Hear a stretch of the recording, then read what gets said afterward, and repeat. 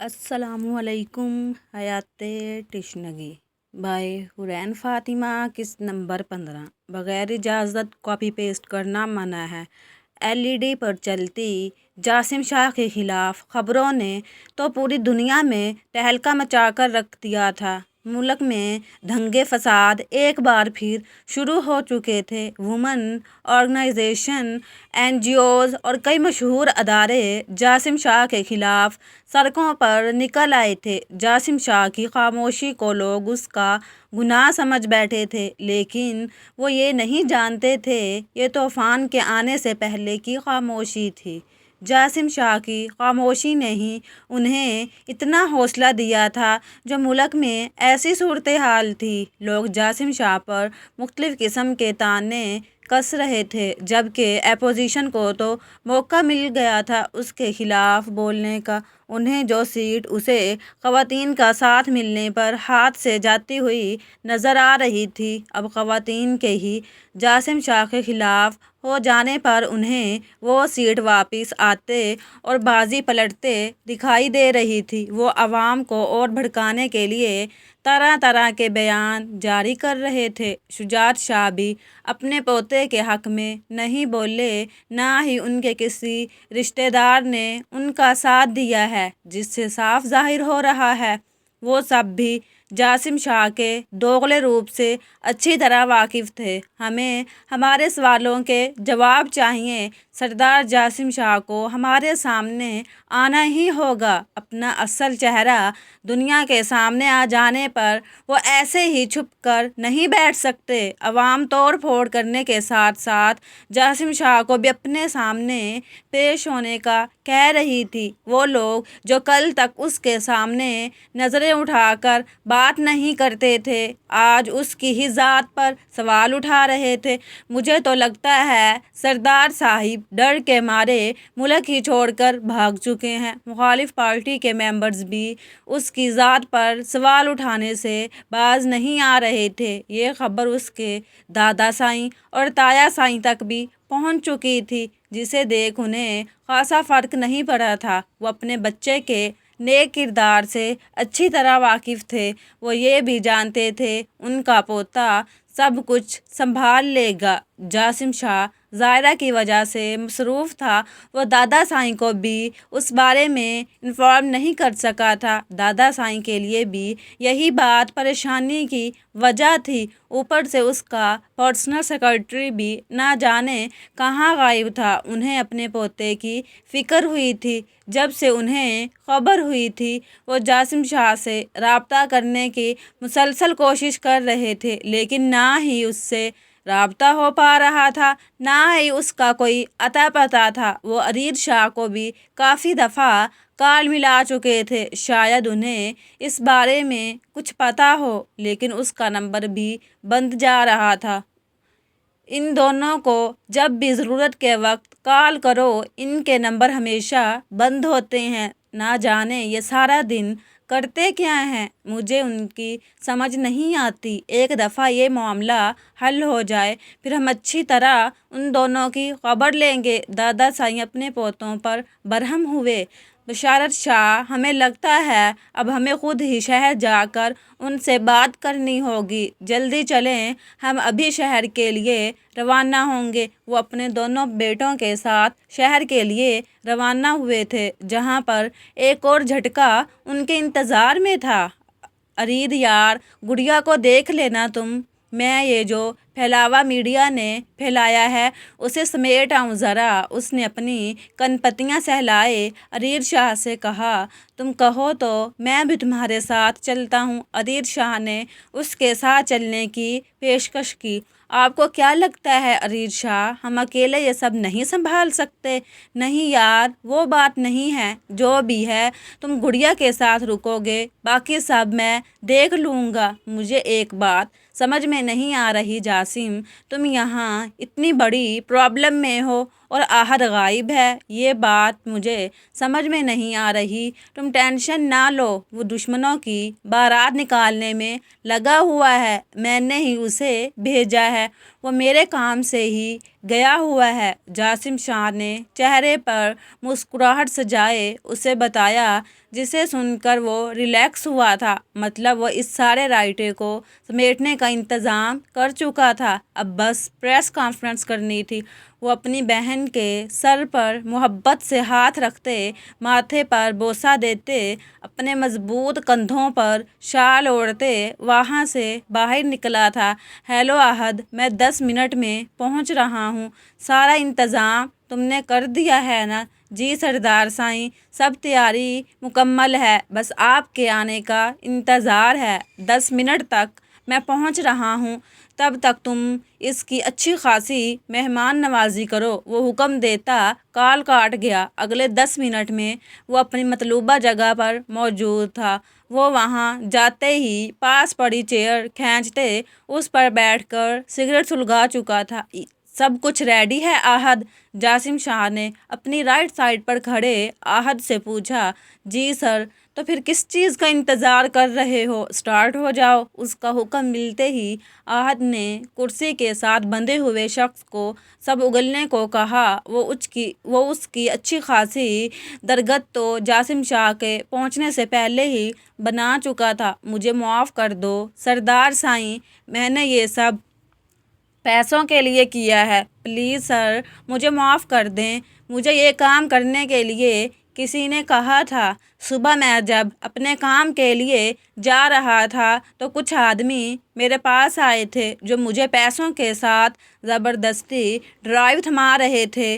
اس drive میں 2 videos تھیں جنہیں مجھے ایڈٹ کر کے آپ کو ظالم اور جابر ظاہر کرنا تھا، اور مجھے اسے اپنے نیوز چینل پر چلانے کو بولا گیا تھا۔ میں نے انہیں بہت انکار کیا، لیکن پھر بھی وہ مجھے زیادہ پیسوں کا لالچ دے کر وہ ڈرائیو تھما گئے۔ سر پلیز مجھے معاف کر دیں، مجھ سے غلطی ہو گئی۔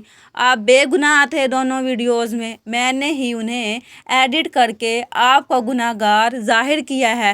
تم نے ان آدمیوں کا چہرہ نہیں دیکھا یا پھر ان سے ان کا نام نہیں پوچھا؟ جاسم شاہ نے اس سے کرخت لہجے میں پوچھا۔ نہیں سر، اس کے علاوہ میں نے کچھ نہیں پوچھا تھا۔ انہوں نے مجھے وہ ویڈیو تھمائی اور وہاں سے چلے گئے۔ میں نے ان کے ایک آدمی سے بس اتنا سنا تھا، اس میں جاسم شاہ کی بربادی ہے اور اب نکلے گا اس کی عزت کا جلوس۔ اس کے علاوہ نہ ہی میں نے کچھ سنا، نہ ہی کچھ دیکھا۔ سر پلیز مجھے معاف کر دیں، آئندہ ایسی غلطی نہیں ہوگی۔ غریب آدمی تھا تو پیسے دیکھ کر لالچ میں آ گیا، پلیز مجھے معاف کر دیں۔ وہ جاسم شاہ کے پیر پکڑے اس سے معافی مانگ رہا تھا۔ چھوڑ دو اسے احد، جاسم شاہ نے سختی سے کہا۔ وہ جان خلاصی ہو جانے پر جلدی سے وہاں سے بھاگا۔ سردار سائیں حکم کریں، آگے کیا کرنا ہے؟ اس سے پہلے کہ نائب صدر صاحب اپنے پیسوں کی ٹینشن لے لے کر دنیا سے رخصت ہو جائیں، ان کی ٹینشن دور کرتے ہیں۔ وہ طنزیہ ہنسا اور پھر وہاں سے اٹھ کر چلا گیا۔ احد بھی جلدی سے اس کے پیچھے گیا تھا اور پھر چند ہی گھنٹوں میں وہ تمام انتظامات کر چکا تھا۔ انوشے میری جان، دھیان سے، ابھی گر جاتی۔ اس کی ماں نے اسے دھیان سے کام کرنے کو کہا، جو کام کرتے وقت 2-3 دفعہ گرتے گرتے بچی تھی۔ ماما، آپ تو جانتی ہی ہیں آج میرے آفس کا پہلا دن ہے، میں پہلے ہی دن لیٹ نہیں ہونا چاہتی۔ بہت مشکل سے یہ جاب ملی ہے، لیٹ ہو گئی تو یہ نہ ہو باس مجھے پہلے دن ہی نوکری سے نکال دیں۔ اس نے اپنی ماں سے جھوٹ کہا، وہ انہیں یہ نہیں بتا پائی۔ اسے 2 گرین آنکھیں سکون نہیں لینے دے رہیں اور وہ ان 2 گرین آنکھوں کو دیکھنے کے لیے بے چین ہو رہی ہے، اس لیے جلدی سے سب کام نپٹا رہی ہے۔ لیکن وہ بھی اس کی ماں تھیں، اپنی بیٹی کے دل کی حالت سے اچھی طرح واقف تھیں۔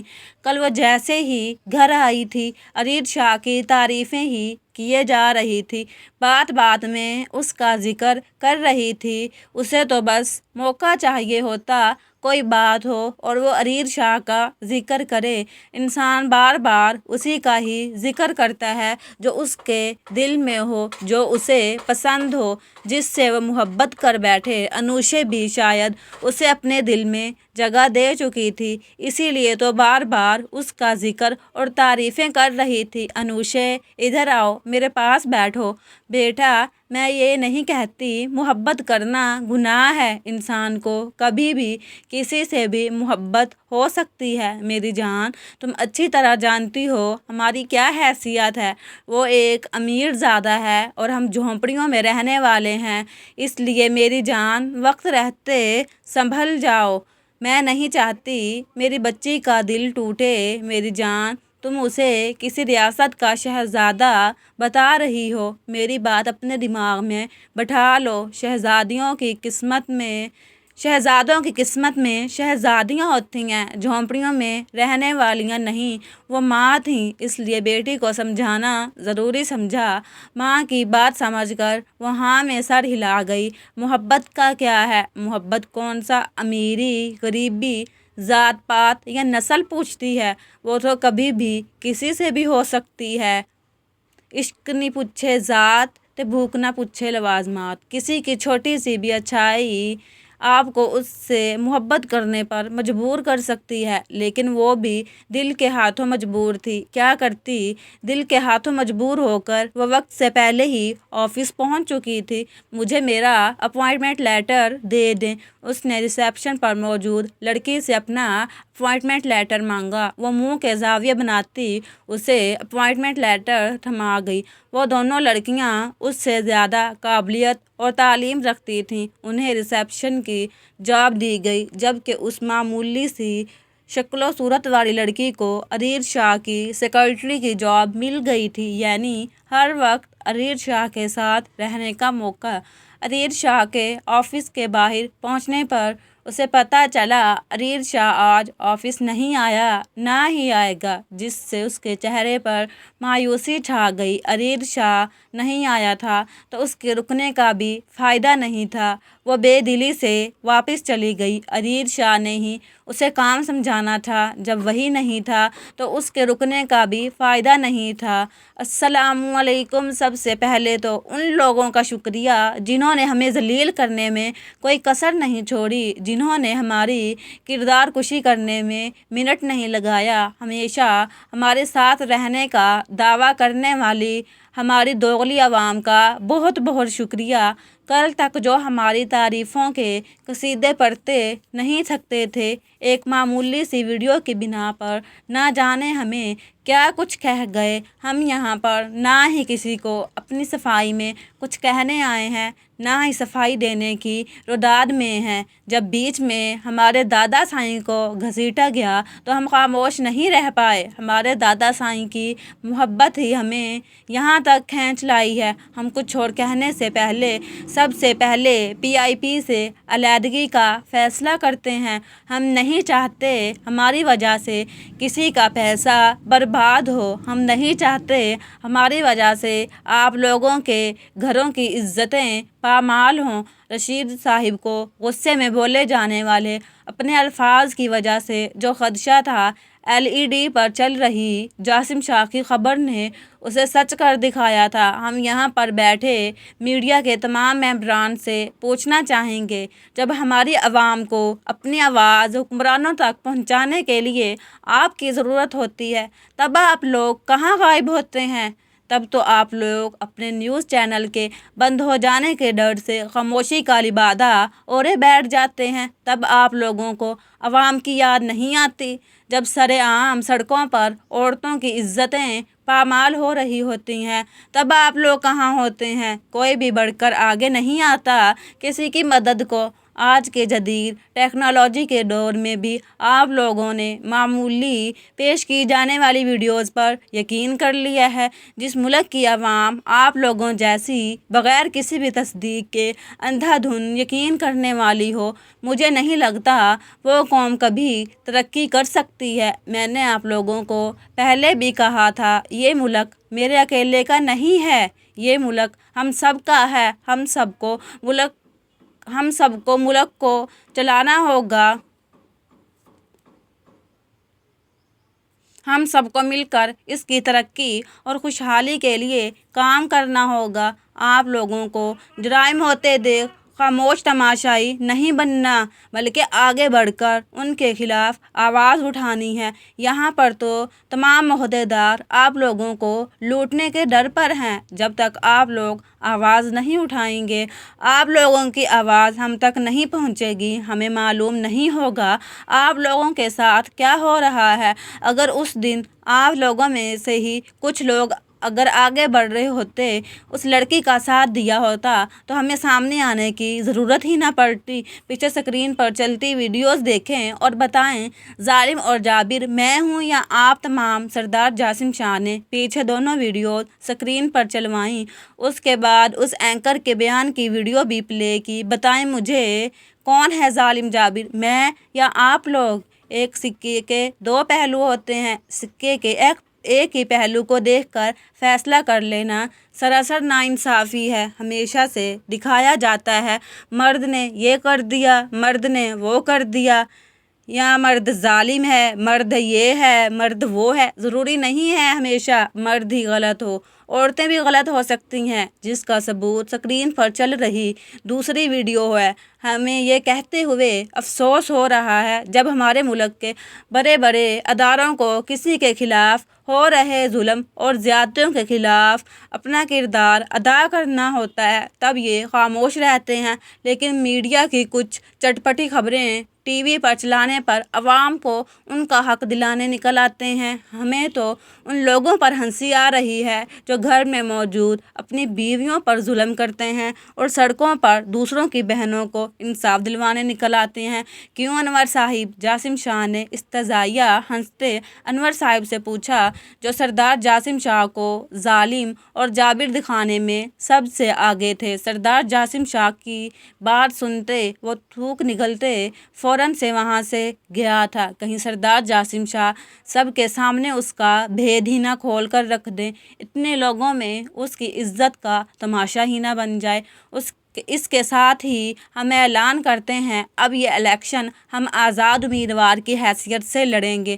آپ لوگوں نے کس کو ووٹ دینا ہے، کس کو نہیں، یہ سراسر آپ لوگوں کا فیصلہ ہے۔ آپ لوگوں پر نہ ہی کوئی دباؤ ہے، نہ ہی زور زبردستی۔ وہ زور سے ڈائس پر مکہ مارتے اسٹیج سے نیچے اترا تھا، اس کے پیچھے ہی احد اور اس کے گارڈز بھی اسے پروٹیکٹ کیے اس کے پیچھے گئے تھے، جبکہ دوسری طرف بیٹھا دشمن ایک بار پھر اپنی چال ناکام ہو جانے پر چیخ چلا رہا تھا۔ اس کے تمام آدمی خاموش تماشائی بنے سارا منظر دیکھ رہے تھے، تبھی انہیں اپنے پیچھے سے کسی کے قدموں کی چاپ سنائی دی تھی۔ دادا سائیں اور اس کے تایا سائیں بھی موبائل کی اسکرین پر ہو رہی اس کی پریس کانفرنس دیکھ رہے تھے۔ اس کے پارٹی سے علیحدہ ہو جانے والی بات کر اس کے تایا سائیں پریشان ہوئے تھے، لیکن دادا سائیں پرسکون تھے، جیسے انہیں اپنے پوتے کے دماغ کا پتہ ہو۔ انہوں نے اپنے دونوں بیٹوں کو ریلیکس رہنے کا کہا تھا، جس سے وہ مطمئن ہوئے تھے۔ اگر جاسم شاہ اور دادا سائیں پرسکون تھے تو ضرور اس سب کے پیچھے ان کا ضروری مقصد تھا۔ تمام ملازموں کو تو جاسم شاہ اس کے کہنے پر چھٹی دے چکا تھا، اب اس کے بھی اٹھنے کا ٹائم ہو رہا تھا۔ ارشد شاہ اس کے لیے جوس بنانے کی نیت سے نیچے کچن میں گیا تھا۔ اس نے آہستہ آہستہ کسمسا کر اپنی آنکھیں کھولیں۔ کل ہونے والے واقعے کے تمام مناظر ایک دفعہ پھر اس کی آنکھوں کے سامنے لہرائے۔ وہ بہت گندا تھا، اس نے مجھے بہت مارا، مجھے یہاں پر ٹچ بھی کیا، میں گندی ہو گئی ہوں۔ وہ ہوش میں آتے ایک دفعہ پھر اس واقعے کے بارے میں سوچتی پریشان ہوئی تھی۔ اس نے مجھے ٹچ کر کے گندا کیا ہے۔ ماما ہمیشہ کہتی تھیں کسی مرد کو خود کو ٹچ کرنے نہیں دینا، اس سے آپ گندے ہو جاتے ہو، مجھے شاور لینا ہے۔ وہ اپنی جگہ سے اٹھنے لگی، تبھی اسے اپنی ٹانگوں میں درد کی لہر دوڑتی محسوس ہوئی۔ وہ واپس سے بیڈ پر ڈھہ گئی۔ 2-3 बार उसने उठने की कोशिश की लेकिन नाकाम रही। वो हौले हौले खुद को बेड से नीचे उतारती फर्श पर बैठ गई, फिर खुद के वजूद को घसीटते हुए वॉशरूम तक लेकर गई। नल के सहारे से उठकर शावर ऑन किया, फिर नीचे फर्श पर बैठती सर घुटनों में दे गई। उसकी ये सोचते ही जान जा रही थी, अगर अदील शाह वहाँ पर ना आता तो उसके साथ ना जाने क्या हो जाता। सारी गलती मेरी है, मुझे हाशिम लाला के सामने डेरे पर जाने की ज़िद नहीं करनी चाहिए थी, ना ही उनके बगैर जाना चाहिए था। अगर मैं उनकी बात सुन लेती तो ये सब ना होता। वो एक दफ़ा फिर उस वाक़ये को सोचती पागल हो रही थी। दूर हटो मुझसे, मेरे करीब मत आना, मुझे बचाओ प्लीज़, कोई है, मुझे बचाओ प्लीज़। वो जो उसके लिए जूस बनाकर लाया था वॉशरूम में उसके चीखने की आवाज़ें सुनकर उसी तरफ भागा था। क्या हुआ ज़ाहिरा, तुम ठीक तो हो? वो भागते हुए उस तक पहुंचा जहां पर वो हाथ हिलाए किसी को दूर हटा रही थी। ज़ाहिरा इधर देखो, कोई नहीं है यहाँ। वो भी उसके पास ही नीचे बैठ गया। दोनों शॉवर के नीचे पानी में भीग रहे थे। ज़ाहिरा रिलैक्स, देखो यहाँ कोई नहीं है, ये जासिम लाला का फ्लैट है, तुम अच्छी तरह जानती हो। जासिम शाह के फ्लैट में कोई इंसान तो क्या परिंदा भी पर नहीं मार सकता। वह दाएं बाएं उसकी गालों पर हाथ रख के उसका चेहरा ऊपर उठाए उसे बताने लगा। वो खौफज़दा सी नज़रों से अदील शाह की तरफ देखने लगी, लेकिन अदील शाह की नज़र जैसे ही उसके वजूद पर गई उससे ज़ाहिरा के वजूद पर से नज़रें हटाना मुश्किल हो गया। वो उसे उठाए थोड़ा सा ऊपर हुआ तो नज़रों का मरकज़ उसके जिस्मानी नशेबो फराज बन गए, जो कि वाइट कलर की शर्ट से पानी में भीग जाने की वजह से नज़र आ रहे थे। वो बेखुद सा होता उसके होंठों पर लब रख गया था, उसकी खुशबू में सांस लेता वो और ही जहां में चला गया था, ये जाने बगैर कि वो एक बार फिर डर की वजह से बेहोश हो चुकी है। अदील शाह, ये क्या हरकत है? हमें तुमसे इस किस्म की बेहूदगी की उम्मीद नहीं थी। उसे अपने पीछे से एक रख्तदार आवाज़ सुनाई दी थी। जारी है। क्या लगता है आप लोगों को किसकी हो सकती है यह आवाज़?